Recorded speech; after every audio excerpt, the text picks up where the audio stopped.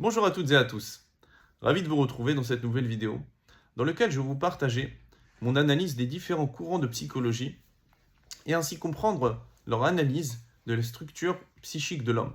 Et surtout, comprendre ce qui anime et attire l'homme principalement. Et grâce à ça, nous allons comprendre comment résoudre les conflits internes, la névrose interne de l'homme et les conflits entre humains.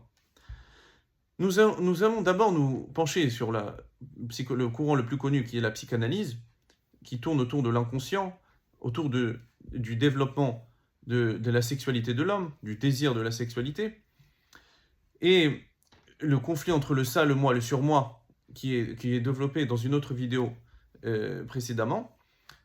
Nous avons ensuite le courant de la psychologie individuelle de Alfred Adler, qui, pour lui, la théorie principale tourne autour du complexe d'infériorité.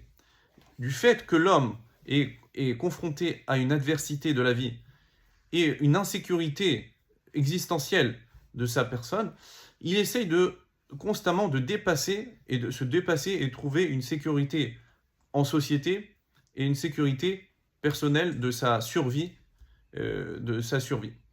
Nous allons ensuite la pensée de Viktor Frankl, qui est pour lui plutôt quelque chose de spirituel même, mais en même temps spirituel, en même temps créatif. On peut appeler ça créativité et quête de sens de la vie, qui est, pour lui, anime principalement la personne.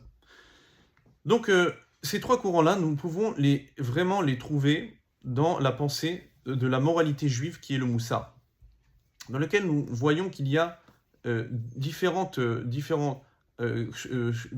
forces qui animent la personne, qui est le nefesh, donc l'instinct animal, qui alimente l'instinct de vie, l'instinct vital, l'instinct animal, l'esprit, ce qui correspond plutôt à le désir, ce qui anime principalement l'homme et le désir.